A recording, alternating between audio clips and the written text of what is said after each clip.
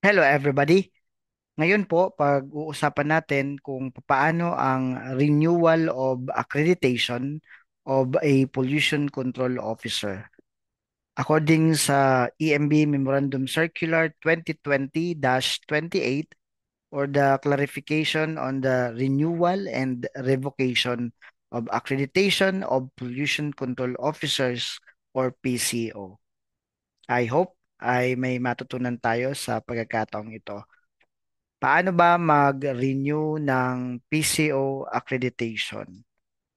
Well, unang-una, meron tayong memorandum circular na napag-uusapan kung ano ang mga requirement sa pag-renew ng ating accreditation.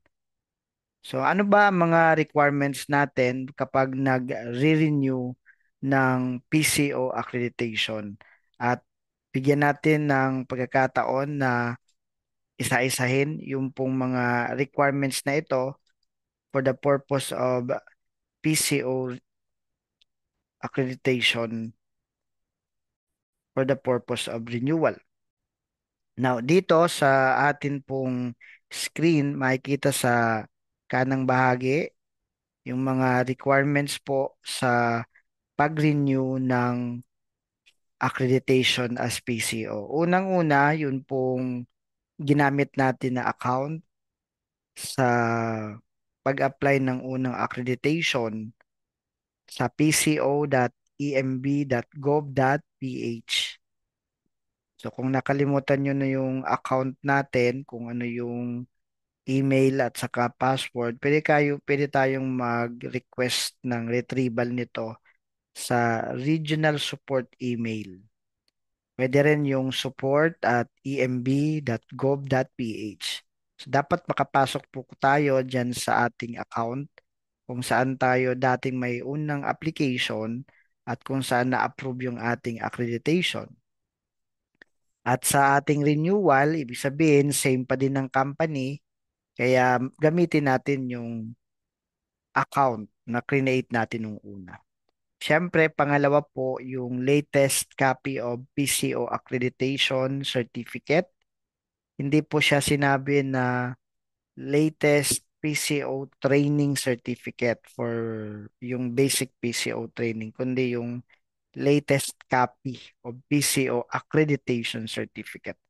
Hihingin din po sa renewal ang signed appointment or designation letter as PCO.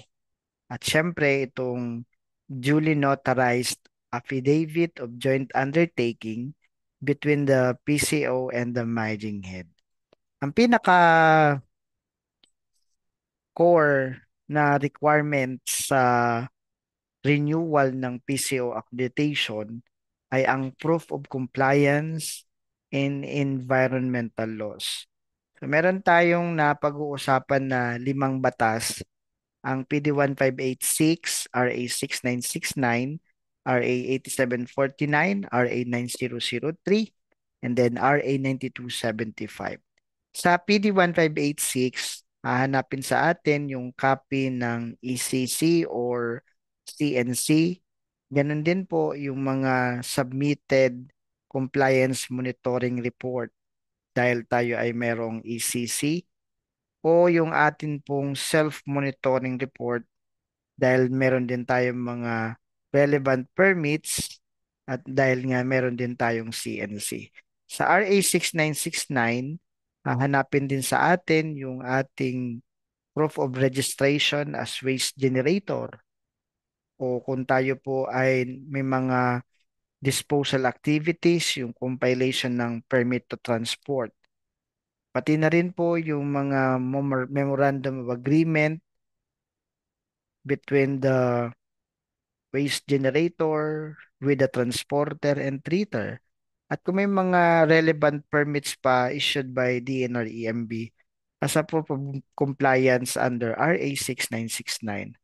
Sa RA 8749 naman, ang copy ng ating mga permit to operate kung meron tayong issued permit at saka kung required tayo ng testing Then, ipasa natin yung stock emission test plan approved by DNR-EMB Regional Office. Sa RA 9003, yung pong mga proof of collection, lalong-lalo yung ating materials recovery facility, mga contract for the hauling of our solid waste. And sa RA 9275, yung copy ng ating discharge permit at yung pong mga monitoring result, the result of laboratory analysis or its equivalent, yung proof of siphoning or dislodging. Usually, may mga certification naman yan sa pagsasiphoning issued by DOH recognized service provider. At kapag meron pong violation ang company na nire-represent ng isang PCO, kailangan magpasa ng notarized affidavit of commitment. Notarized affidavit of commitment.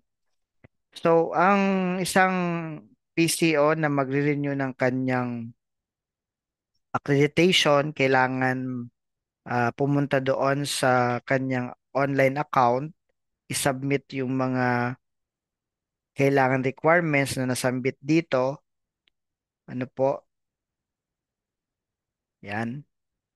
At saka yung proof of compliance of the company to the requirements of major environmental laws. Kung may mga additional requirements po na hihingin, ipapasa po yun, syempre. At ang mga requirements po na yan ay ina-upload natin, syempre doon po sa online account as shown on the screen. Meron po tayo ditong application form online. So, paano ba ito? Yung mga requirements, ina-attach natin dito. So, buksan natin yung mga requirements. One is the previously issued certificate of accreditation. Kaya nga, renewal ka na. And then, duly signed appointment or designation of the PCO.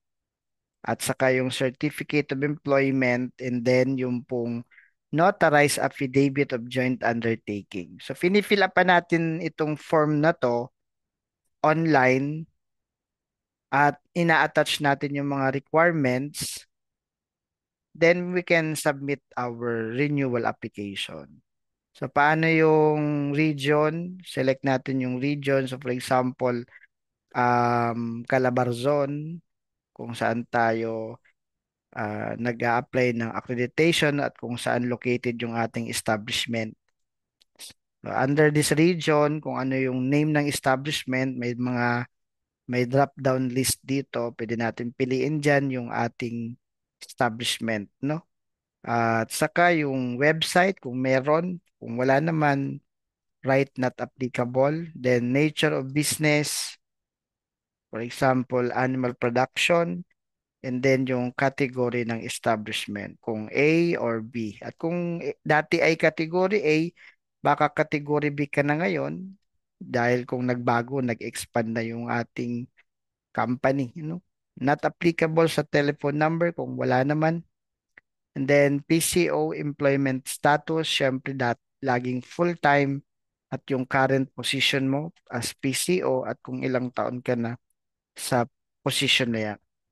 So that's the application form and the requirements for the renewal of PCO accreditation. Submit mo lang yung application, then wait mo na lang yung evaluation at kung wala na pong concern sa requirements, bibigyan ka ng order of payment. Bayaran nyo po ang application fee amounting to 500 pesos.